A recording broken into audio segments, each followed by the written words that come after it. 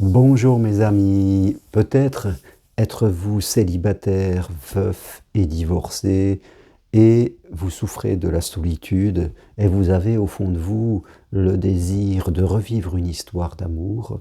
Eh bien, je partage avec vous 5 blocages qui vont souvent s'ajouter les uns aux autres, qui ne sont pas forcément toujours au même moment dans la recherche de vie sentimentale, mais 5 blocages qui peuvent empêcher une personne de vivre une histoire d'amour et de construire un bonheur à deux. Parce que construire un bonheur à deux, c'est quelque chose, ça fait partie des choses les plus importantes de la vie. C'est pas une obligation absolue. On a tout à fait le droit de vivre seul. Ce n'est pas un problème de vivre seul. Mais ce qu'on ne veut pas, c'est vivre dans la peur, vivre dans les croyances limitantes et rester dans une vie alors que tout au fond de nous-mêmes, c'est vraiment pas ce que nous voulons. Mais nous sommes coincés là-dedans et toute notre âme, tout notre être en souffre, même si nous pouvons nous sentir dans une certaine sécurité. Il y aura peut-être de la sécurité matérielle, de la sécurité d'habitude, mais il y aura une insécurité émotionnelle, une tristesse et une souffrance quelque part qui va s'installer à l'intérieur de nous. Alors, ces 5 blocages que j'aperçois le plus souvent, le premier, c'est l'ambivalence. C'est-à-dire, voilà, comme je le dis, je suis partagé. Hein. Tout être humain est fait d'ombre et lumière, comme l'on dit, hein, une partie qui croit, une partie qui ne croit pas. L'ombre est souvent dominante par rapport à la lumière, la partie qui doute, et forcément, ça vient bloquer. Il faut toujours se rappeler une chose, je ne peux pas vivre quelque chose si à l'intérieur de moi j'ai une croyance contraire, que ça ne marche pas, que je ne suis pas quelqu'un d'aimable, qu'on finira toujours par me quitter, j'en sais rien. J'ai des croyances qui sont des pensées, des interprétations, et voilà qui vont empêcher, je dirais, l'amour de venir à moi. Parce que l'amour est tout autour de nous, mais il faut qu'il puisse venir à moi. Et si je suis trop ambivalent, parce qu'à l'intérieur de moi, mon ombre est dominante par rapport à ma lumière, eh bien l'amour se sentira non accepté, et je ferai souvent soit pas de rencontres, soit des mauvaises rencontres. Donc il va falloir faire ce travail pour, c'est propre à chacun, en fonction d'inverser cette balance que nous avons tous à l'intérieur de nous. Deuxième blocage, eh bien, c'est l'inconscience. C'est-à-dire l'inconscience des comportements que j'ai eus dans mes relations précédentes. Comportements peut-être provoqués par mon ombre. Rappelez-vous, nous sommes depuis Adam et Ève, on pourrait dire tous dans cette séparation de lumière et ombre, dans l'ego, le moi faible, ou dans notre partie sage et évoluer le soi, et en fonction de la situation, je peux basculer dans l'un ou dans l'autre. Donc là, eh bien, peut-être dans la vie sentimentale, je suis plus dans l'ombre, je développe des comportements dont je n'ai pas conscience, et qui vont, fin de compte, toujours briser les relations que j'ai. Et il faut prendre conscience pour gommer ces comportements. Je peux être trop gentil, trop contrôlant, trop maman, trop papa, trop pressé, que sais-je, c'est propre à chacun. Il va falloir prendre conscience de ces choses-là pour tout doucement les gommer, et les changer, bien sûr, par d'autres comportements importants. Le troisième blocage, je dirais, le manque de lumière, eh bien, c'est au niveau identitaire, je dirais. Hein, la vie à deux est faite de 2 personnes. C'est pas 2 personnes qui se mettent ensemble juste pour être ensemble et pour pas être le seul le soir. On a une identité, c'est ce qui fait qu'on a du charme. L'amour, c'est du charme. La vie sentimentale, c'est déjà une vie sentimentale que j'ai avec moi-même. Je me plais, j'ai des passions, j'ai des idées. Et souvent, peu de personnes sont éteintes. Comme elles sont dans leur ombre, elles sont déconnectées vraiment de qui elles sont.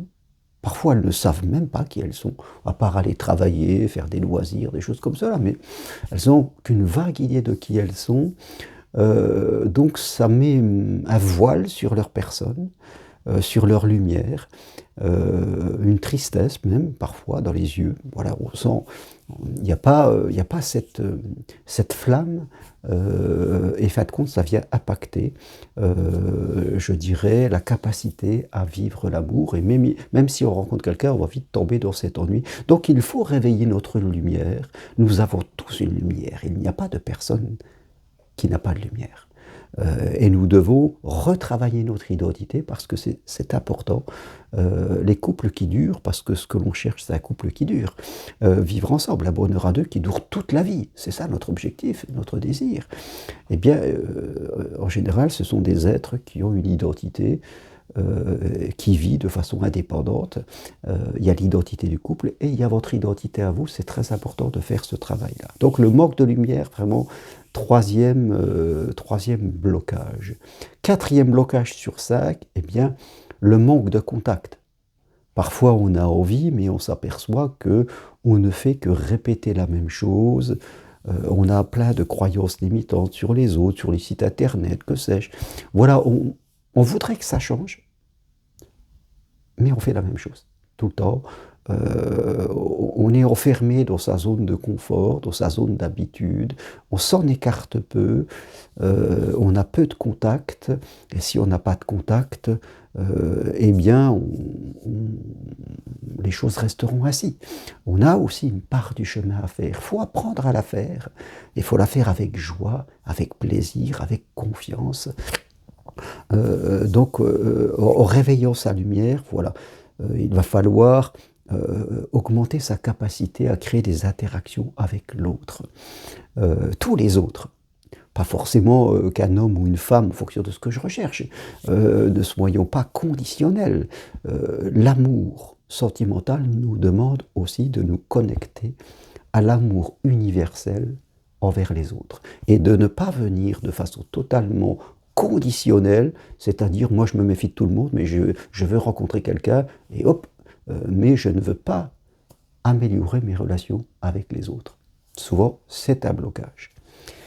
Et le cinquième blocage que l'on voit, eh bien, c'est l'auto-sabotage trop rapide. C'est-à-dire, ok, j'ai progressé, je fais une rencontre, et là, bien sûr, mon ombre peut venir m'attaquer à ce moment-là, c'est toujours un peu plus émotionnel, et les personnes, souvent, vont faire des interprétations trop rapides, et vont tuer la poule dans l'œuf, comme on dit, alors que voilà, la chose, si on la laissait grandir, mûrir, elle pourrait arriver à quelque chose.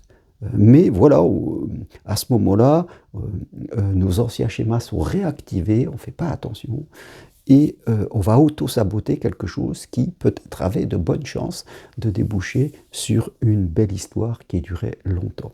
Donc vous voyez, 5 blocages, souvent les 3 premiers que sont l'ambivalence, l'inconscience, le monde de lumière, c'est un travail plutôt intérieur à faire, et les 2 autres, eh bien, le manque de contact avec les autres, le manque d'amour global et l'auto-sabotage trop rapide, c'est après quand je suis en relation, quand j'essaye en tout cas d'être dans la vie. Voilà. Ces 2 derniers arrivent à un autre moment sur l'échelle temporelle. Donc, c'est très important de faire ce travail, d'en prendre conscience. Cela vous demande au début de ne pas laisser votre ombre. Vous voyez, c'est ça qui est un peu difficile et qu'il faut comprendre, c'est qu'aujourd'hui, vous êtes dans votre ombre. C'est le premier point. Votre balance à l'intérieur de vous, elle n'est pas bonne. Donc, vont dominer en vous des idées qui vont dire que ça ne marchera pas, tout ça. Donc le premier pas à faire, c'est de ne pas vous identifier à ça. Et de dire, j'y vais. Ok, je sens à l'intérieur de moi qu'il y a de la résistance, que plus rien ne marche, mais je décide de progresser, de ne pas écouter ça. Ok, je le prends, je l'accueille, je ne le combats pas, je l'accueille parce que c'est une partie de moi qui veut me protéger, il n'y a pas de souci. Mais je ne l'écoute pas parce que si d'entrée, j'écoute mon ombre, alors que je suis dominé par cela, rien ne se passera. Et tout le reste, tous les autres blocages viendront se coller dessus. Voilà, la première des choses qu'on doit faire, comme on est en séparation, on est ambivalent, eh bien c'est ne pas écouter son ombre, l'accueillir et progresser et se lancer et se dire qu'avec un travail qu'on va faire sur soi, la balance va tout doucement s'inverser. Et mon ombre, eh bien, elle va rentrer dans sa niche, comme on dit, et je vais pouvoir l'apprivoiser. C'est quelque chose de très important. Voilà ce que je veux partager avec vous. Si vous voulez aller plus loin, eh bien, suivez mon programme En route vers l'amour qui va traiter de tous ces points où je vous accompagne pendant 4 rendez-vous et plus si nécessaire, si vous le souhaitez. Vous recevez des fiches chez vous à lire. Voilà, c'est vraiment un travail spirituel, hein. L'amour est un chemin spirituel de progression, de quitter notre ego pour devenir quelqu'un de conscient et en progression. Ce programme que je propose, eh bien, vous pouvez le suivre à distance de chez vous. On est en visio et je vous accompagne dans toutes ces étapes. Si vous décidez de faire 4 rendez-vous, eh bien ce programme est à 240 € et vous pouvez payer en plusieurs fois. C'est un investissement que vous faites. Voilà, payer quelque chose, vous voyez, c'est symbolique. Les gens souvent, l'ombre nous piège, hein. Elle ne veut pas investir, elle veut qu'on avance tout seul et on ne voit pas qu'on ne fait que nourrir son ombre. Et fin de compte, les gens souvent avancent peu parce qu'ils ont de l'inconscience, parce qu'ils sont dominés par leur inconscient et leurs émotions. Donc voilà, si vraiment au fond de vous-même vous avez ce désir et que vous voulez progresser, faites cet investissement. Vous pouvez avoir des informations et même télécharger le programme sur mon nouveau site, hein, www.la-compostela avec al.com. Là, vous retrouverez le programme que vous pouvez télécharger.